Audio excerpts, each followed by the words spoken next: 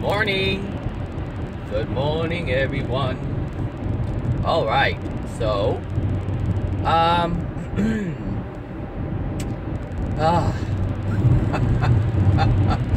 oh, where do I start?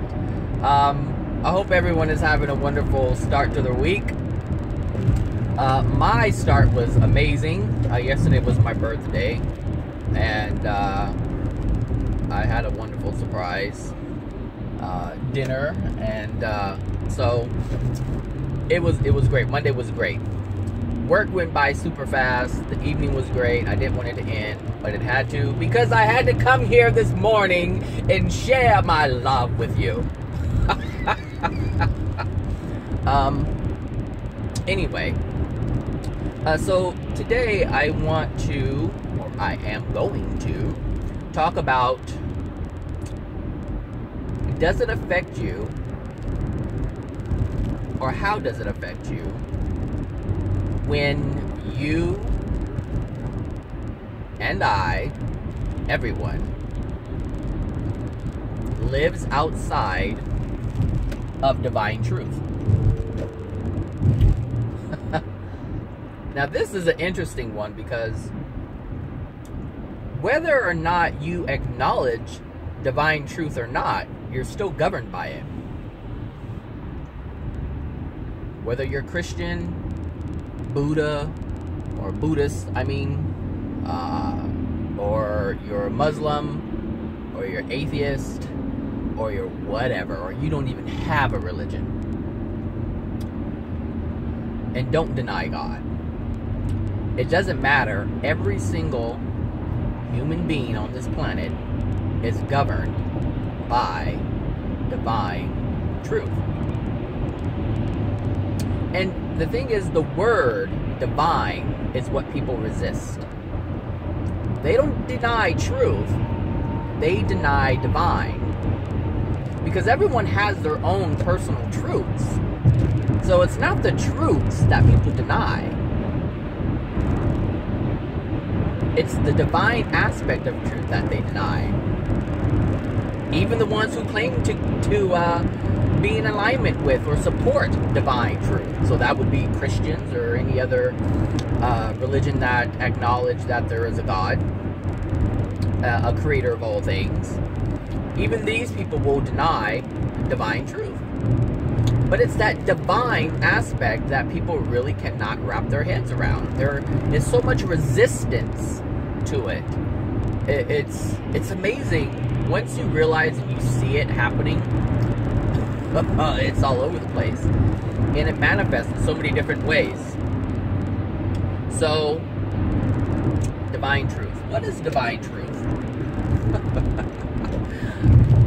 Divine truth is love. That's what divine truth is. Love. God is love. And so everything is governed by this love. That's what truth is. Love. And there's no way you can get around it. Whether you're aware of it or you're not aware of it, you're still governed by it. So, if you are living out of harmony of love, then you're going to experience unloving things, or what you would consider unloving things.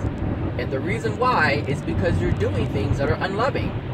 And that's the only thing that can come back to you. That is divine truth. Love. That's it. There's no other way around this. So, the reason why I wanted to talk about this is because it's so simple, yet it's so complex for people to understand. Very, very, very hard for people to understand this. They deny the divinity aspect of it, but everyone wants to experience love. Everyone wants to experience love. Even the angriest of people want to have love. And the reason why they're angry is because they don't have it. Whether you know it or not. That's just the way it works. And since we are governed by God's laws, which are all loving laws, because God is love, therefore everything God created is in love. Even our souls are created in love, but we weren't forced to live in love. Because love is not forcing someone to do something that they don't want to do. And as a human being, you recognize this, that if someone forces you to do something, then it's out of harmony with love. There's nothing loving about that. Yet, at the same time, people will criticize God for making a system where pain can be experienced. And they say there's nothing loving about this system. There's nothing loving about allowing others to experience pain. Yet, you and others create pain for yourselves every day. Every day, you, with your free will, create pain for yourselves. As you judge another, you are creating pain for yourself, because that is coming back to you. In addition to that judgment being unloving as a start. So you are choosing this. This is something that we choose for ourselves, yet we blame God for this. But if someone were to force you to do right, to do things that are loving, you'll have a problem with it. And there's so many contradictions, it's not even funny. I have a friend, I love her to death. I think she's really awesome.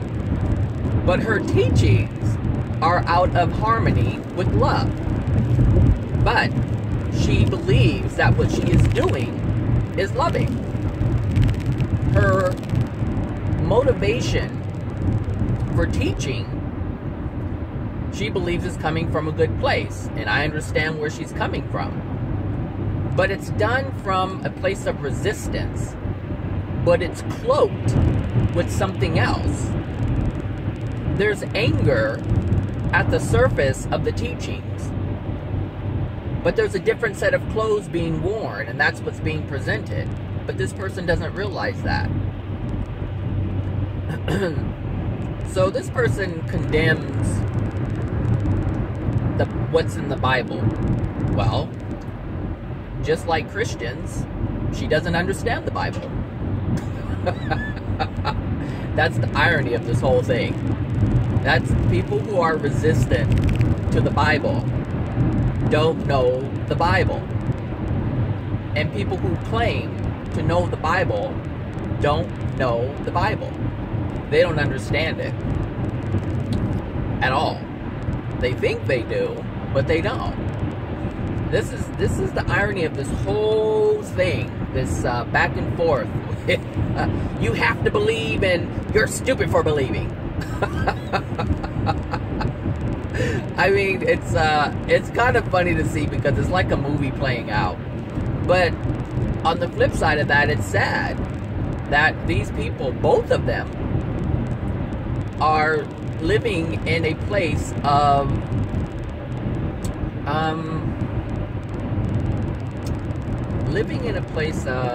how would I best describe that? I know it's out of harmony with love, because one is condemning the other for what they're doing. And I'm not condemning anyone. Get that straight. I'm not condemning anyone for condemning another. I'm just pointing out what's happening. That's all. No judgment, just what's happening. Some people can't see it, and they'll take it as a judgment, because they will feel that I am going against their truth, their personal truth. I'm just speaking. That's all I'm doing. I'm just speaking.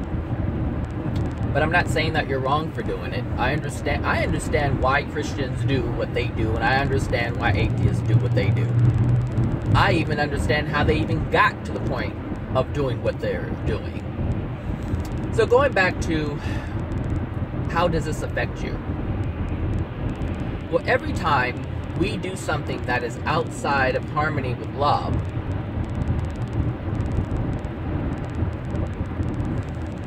we are creating pain for ourselves and for others. For ourselves and for others. Anytime you do anything that is unloving, it ripples out and touches others. You cannot avoid this. Anything outside of love is the untruth. All of it. Anything outside of love is the untruth. And that will touch you. One, you're denying the truth to yourself. And you're presenting the untruth to others. And these people will be affected by this. Especially if you're purposely doing it. If you're purposely telling someone something that is not true, then at some point they're going to realize it. And they're going to understand and come to the realization that you were not honest with them. And that hurts. Anything that is untrue hurts.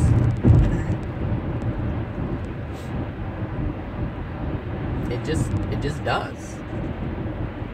So when your parents, for some people, they've experienced Santa Claus and the Easter Bunny.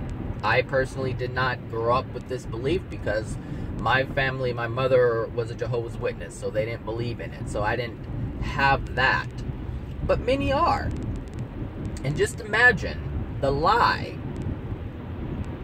Just imagine you knew that Santa Claus wasn't real. You knew, or as a parent, this is coming from a parent, from a perspective of a parent. The parent knew that Santa Claus wasn't real. The parent knew that the Easter Bunny wasn't real. And the parent also knows that the boogeyman isn't real. Yet, they use these things and they tell them to their children for whatever reason. And then the children find out that it's not real. And they're devastated. And a lot of them are in such a state of pain, they're crying. And what you have done as a parent is created that emotional pain. Because you lied. You told the untruth knowing it wasn't true. And people do this, parents do this all the time, and they think nothing of it. They think nothing of it. One simple thing, something that they think the child is going to get great joy and pleasure from. Oh, Santa Claus, the Easter Bunny, and you buy them the Easter eggs in the Easter basket, or the tooth fairy, and you put money under the pillow if they put their tooth under the pillow. You think it's cute. Literally, parents think that lying is cute, but they don't see it as a lie. They think, oh, I'm just going to do it, but this is what I'm talking about. It's done automatically because it's within you. Anyone who is able to do this is not loving their children. And the consequence of that is going to happen sooner or later. It's going to happen. You're going to hurt your child. And that's just one thing. That's just one thing that you're doing. Imagine all of the other things that you're doing. Promising children that you're going to go to a theme park, Chuck E. Cheese, it doesn't matter what it is. Knowing good and well you have no intent on going.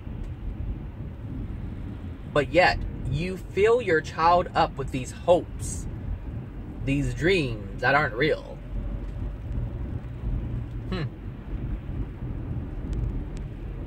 And you're purposely doing it. That's not loving. It's not loving.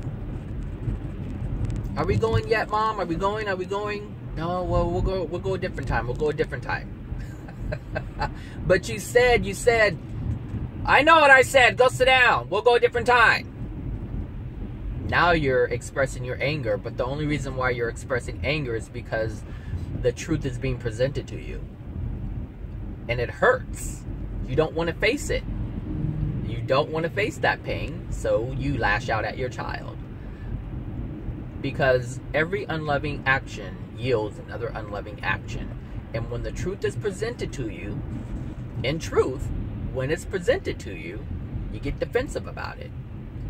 Because now you're faced with the lie. You're faced with the unloving thing that you did to begin with. This is what happens when you're not in harmony with truth. This is what happens when you're not in harmony with love. And this can happen as an adult. You tell people things that are not true. You tell people things about yourself that are not true in order to fit in order to be accepted. And when someone finds out the truth, you get angry because now you're faced with the lie, the unloving thing that you did. There's a coworker I have and I just by chance found out something about that person. And I wasn't looking for it. It just kind of popped up. It was there. And I was like, oh. And the person knew that I had found out. And since that point, since that time, they have been very different, I should say. Very different. Non-communicative, smile, but really the smile is fake. It's not there, but they're angry. They're angry and I didn't do anything. And so I know that they're not angry at me. They're angry at the fact that that lie, because it was a lie. The person said something or denied something, and that was a lie that they had told. And when the truth was revealed, they got angry. But like I said, they're not angry at me. They're angry at the fact that the truth is presented to them. And now I know that what they did wasn't true. And that's the unloving thing that they did. Instead of acknowledging what the truth was, right? Instead of acknowledging what the truth was, they decided to not. And that was an unloving thing. Oh, shit. What the fuck? See, these bikes are... Ugh. Excuse me. He flipped me off. Did you see him flip me off? But do you see how he was like flying through here? I mean, really. He was, oh my gosh, I can, you know what? And I was just talking about that. Like when people are doing things that are not considerate or unloving, because what these bikes, look, if you know anything about these motorcycles here in California, like the law is on their side. So basically you hit them and in a car, you're at fault. That's just it. It's just always on their side. And so they take that and they do all these things that are inconsiderate, that are reckless, that jeopardize not only their lives, but the lives and emotions of the others. Because you have to understand, if someone were to hit them with the car and they were to die, how would that person feel? And this is what I'm talking about. Like, there's just no consciousness in terms of what we are doing that are unloving or loving. Well, if you're doing things that are loving, then you're probably conscious of it. But if you're doing things that are unloving, then you're not really I mean, there's a possibility that you're not conscious of it. And then there's people who are conscious of it and they don't care. They just want to inflict pain. And there's just a total disregard for everyone else.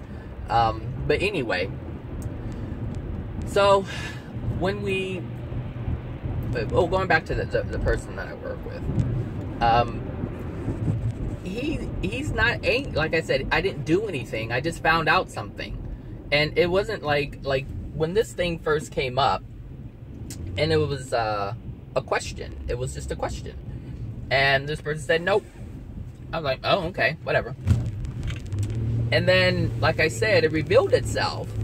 And when the person found out that I knew, because we kind of learned together, it would like happen at the same time, and so it was known that I actually knew the truth. That person changed. I mean, totally changed. Like, we used to talk all the time. Now it's like that thing. And this was a long time ago. This was a long time ago. And so it's just interesting how this stuff happens. When you don't live in harmony with love, you do something that's unloving, even when it's directed towards yourself. Because if someone asks you a question, and you know that question, you know the answer to that question is true, or what the question is being asked, there's validity within that question, then, and you know it to be true, and you say no and deny that truth, you're denying yourself. Let's get in here. You're denying yourself, and that's unloving. It is unloving when you deny yourself. When you deny any aspect of yourself. So if someone asks you, are you angry? The response, if you truly are angry, the response is yes, I'm angry. That's what it is. As soon as you say, no, nothing's wrong, I'm good, I'm okay, well, you're denying yourself. And this is what creates that emotional injury. This is what creates that emotional injury. When you deny your pain. So when you're angry about something, when you're hurt as a result of an interaction with someone, you are denying your truth, because the truth is you feel a certain kind of way. And so you are automatically out of harmony with love. The person who is taking the action is out of harmony with love, possibility. And your response of denying your pain is out of harmony with love. So the fact that someone did something to you means that you hold something within yourself that is out of harmony with love. And so the interaction with that person was the effect of the cause, which is within you. Whatever it is that's already dwelling within you. Then you compound it with more unloving things towards yourself and towards the other person for not acknowledging it and being honest about it.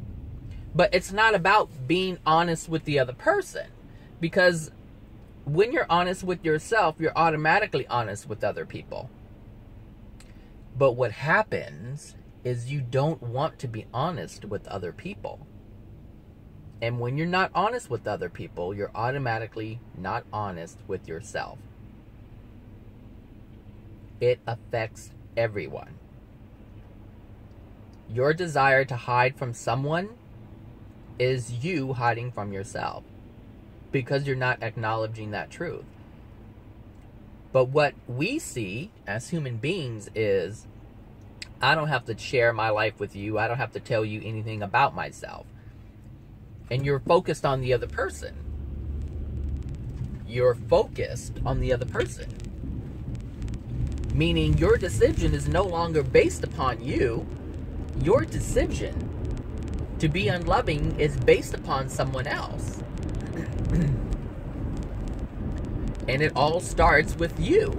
You're not wanting to be honest with someone else because you have something within you that doesn't want to be honest with that person. There's something already unloving within you in order for this to happen. So going back to divine truth. Whether you know it or not, whether you believe in divine anything, we are all still governed by it. Even the atheist who will not acknowledge any kind of divine anything is still governed by these laws. They're still governed by these laws. Even if you do believe in divine something, you're still governed by these laws. Whether you know it or not, we are all governed by love. That's it. We're governed by love. And anytime we do anything that's outside of it, we're going to feel it. And we're going to feel it as pain. And the pain is the feedback. The pain is a feedback system that says, yep, you're not in harmony with that which you are. So, this is how you know. The pain. Because nobody wants to feel pain. Nobody wants to feel pain. I don't want to feel pain, but I understand why it's here. You don't have to. You don't have to experience the pain. You don't have to live in duality. You don't have to live in duality at all. And there's some individuals who, there's some new, especially in the New Age thing, this whole light-dark thing. But you don't have to acknowledge the dark. You're going to experience it, yes. And that's, like I said, there's no way to get around it. It doesn't matter how you perceive it. You can experience, you can be the negative person and be like, you know, I'm tired of this BS. I'm tired of my life being like this. And look at that county worker on the cell phone. About to run into my lane. You can be the negative person who just focuses on all the negative things and just angry because of it. Or you can be this new age person who is dark and light, dark and light, dark and light, dark and light. All right? There's darkness and there's light. There's darkness and there's light. It is a way to learn because the darkness is a feedback. It's a feedback. It's the system that's in place that allows feedback. That is, the feedback is a response from our actions, our thoughts, our feelings. Everything that even dwells within us that we're not conscious of. It's just giving us feedback on it. So it is a loving system. Because it's trying to do what it's meant to do, which is get you back to the place where you wanted to be before you even got here. And this is the whole thing. Like, you can't understand the system if you don't acknowledge who created it and how it operates. You can't get out of the system. I mean, okay, so let me rephrase that, because we can't get out of the system, but you can't understand how it functions. Like, the system is functioning. The key is to learn how the system operates so that you can use it to benefit you to have a more pleasurable experience, a more joyful experience, a more happy experience. That's our job, is to understand the system so that we can use it to get the happiness that we truly desire, that we are worthy of. We're worthy of all of it. But most of us don't know how the system works in order to get it. It's no different than a financial system. There are people who know exactly how the financial system works, and they make millions, if not billions of dollars, because they understand that system. So, but that doesn't mean just because someone has millions and billions of dollars that they're happy and joyful. No, that does not mean that. And I think, well, no, it's not I think. I already know people misconstrue this whole thing, and it doesn't work that way. It doesn't work that way. So once you learn the system that has been created, that we chose to be a part of, we chose to be a part of this system. And we're here, and we're trying to work it out. We're working it out. Or some people are just being worked by the system instead of using the system to work for you. And that's no different than a financial system. It's no different. You can be worked by the system. These people are the ones who don't have any money. They feel that they're suffering because their financial means. Where did you come from? Their finances are low, and so they can't buy the things that they want to buy or have the things they want to have. This is. I'm not saying this is how it works, but this is how. sorry. This is how they perceive it. I mean, it's happening on a spiritual level. It's happening on a non-physical level. What they have. That's a different story. But if they felt that they were worthy of these things, then they would actually have the knowledge to create the flow of money. But they have resistance to that. Just like billionaires have resistance to happiness. You know? I mean, there's pleasure in having things, but those are generally short-lived. And that they keep attaining more and more and more and more and more. So, how did fumes get in my car? Oh, my vent's open. Yeah.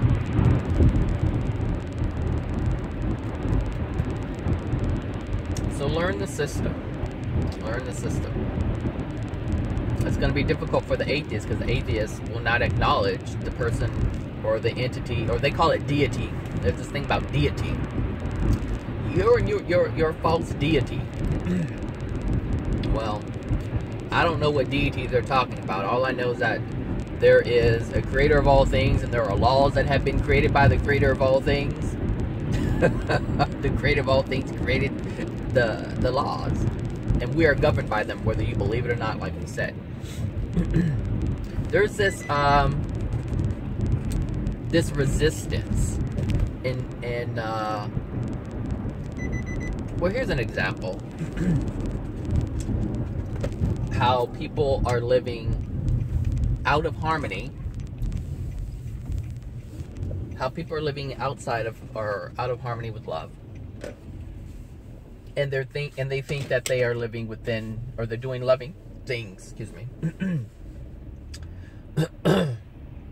So there are individuals who focus only on the physical. Everything's logic. It has to be, if it doesn't have anything to do with the physical, then they discard it. They just discount it because they can't see it. But one has to understand that anyone who operates like this is closed-minded, and on a non-physical level, they're ignorant. They're just ignorant about that stuff. And so they don't know about it. And so they will only focus on things that they can see. Physics. And so they limit themselves. And these people won't get it. They won't get it. They won't allow themselves to get it, because they're saying that anything that I can't see, I'm not messing with. Well, your soul you can't see. And you're interacting with it every day. You are it. The personalities that you interact with, that doesn't come from the brain. That's the soul. But yet these people will look at the physical body and say, that's you. And if they don't have the understanding, or this understanding, then they won't figure it out.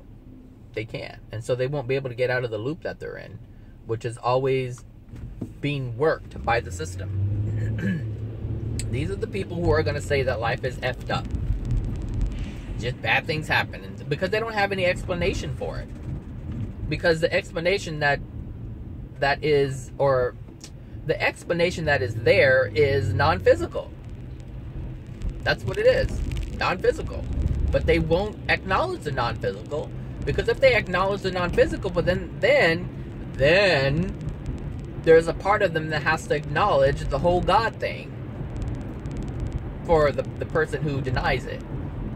You have to acknowledge it. It doesn't matter. It doesn't matter. You have to acknowledge this in order to understand it. If you can see this nonsense that's happening behind me, this big old truck right here is swerving in and out like it's a Geo Metro. You can't be doing that. I mean, he's doing it, but something's gonna happen. Look. No, let me get over here. So, yeah, I think I'm about done with this one. I didn't go as hard as I thought I was gonna go in, but I think you get the gist of it. Everything you do, all of divine truth is love. That's it. So anytime you're outside of love, or living or doing things that are outside of love, then you're going to experience the consequences of that. And we already do it. It's already being done. It's already being done. Come on now. Come on. Oh, Lord. And this is the thing. Like, they won't accept it. They don't have to accept it. The law of attraction will let you know every single time something that you think is bad or that prevents you or stops you from doing something, whether it's cutting your finger or getting a flat tire or your roof caves in, anything that stops you, it's going to let you know that you are acting out of harmony with love. It's going to let you know. And you'll call it whatever you have to call it in order to sustain your denial of this. And that's what it is. It's a denial of it. You are denying it. I am not messing with this garbage truck because it says Mac on it. You being hit with a Mac truck. That ain't happening. I was like gonna swoop out, you know, but Anyway, have a wonderful rest of the week, everyone. And I will talk to you guys tomorrow. Hopefully. All right. You're loved. Bye now.